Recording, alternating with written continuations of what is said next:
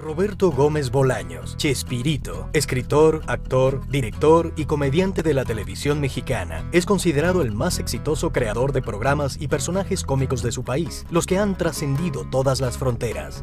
El Chavo es su más exitosa creación y lleva 40 años ininterrumpidos al aire, conquistando audiencias televisivas en más de 90 países y habiendo sido doblado a más de 50 idiomas. Otra de sus creaciones, El Chapulín Colorado, se convirtió en un icono que desplazó de las pantallas latinoamericanas a los superhéroes de la cultura norteamericana. Creo que él ha trascendido. Una de sus grandes fuerzas ha sido quizá el crear todas esas frases que le dieron personalidad y que le dieron características y que lo hacen inolvidable. Creador de un humor universal sin fronteras, triunfador en el cine y el teatro, donde obtuvo récords de taquilla.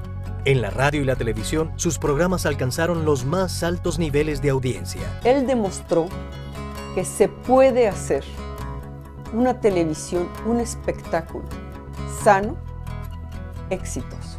Roberto Gómez Bolaños, un hombre que triunfó como artista y como ser humano, cuyo mayor reconocimiento es la respuesta y cariño de millones de personas en todo el mundo que idolatran sus programas y sus personajes, y de su familia, quien lo admira y respeta como hombre. Yo pienso que tiene un contenido sociológico que no ha sido visto así por las clases intelectuales.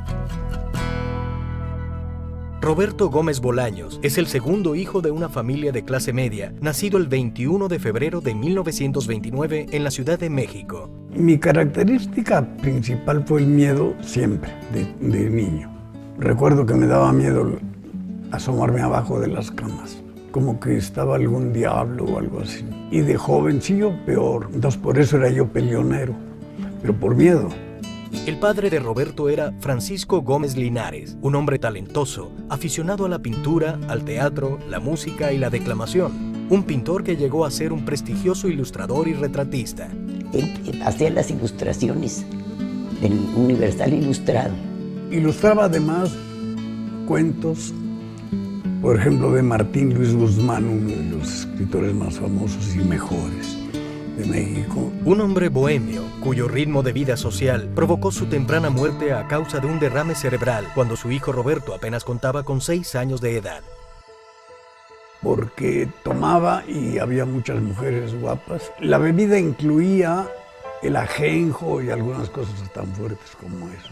De hecho, cuando le dijeron que su papá había muerto, él me cuenta que se sentó en una ventana porque no creía que no fuera a volver. No vino nunca, pero quería yo que llegara. Y luego, en toda mi vida he seguido soñándolo y que nos encontramos, platicamos y me dice, pero me tengo que ir ya. Lejos de una herencia, o al menos de su tranquilidad, Francisco Gómez había partido dejando deudas y sorpresas a la familia. Cuando se casó mi mamá, había sucedido como en las películas. Si hay alguien que se oponga a este matrimonio, que lo diga ahora o que calle para siempre. Pues entró una señora y dijo, yo me opongo. Consternación en la iglesia. ¿Por qué? Porque este niño es hijo de él, y si era cierto. Después, cuando murió mi papá, volvió a ir la señora y dijo, algo me debe de haber dejado don Paco a mí. Quiero compartirlo. Y mi mamá le dijo encantado, porque lo que dejó fueron deudas a grande.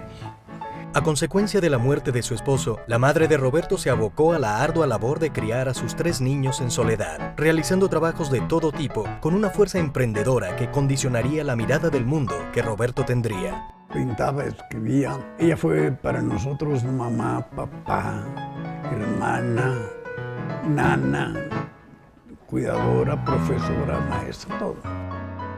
La corta estatura de Roberto y el entrañable miedo que luego reproduciría en muchos de los personajes interpretados por él, llevaban a Roberto a liarse a golpes desde muy pequeño y vencer a niños más grandes. Su habilidad para los puños lo llevaron a practicar el boxeo, actividad que realizó durante años a escondidas de su madre. En la preparatoria fui subcampeón el primer año y campeón el segundo.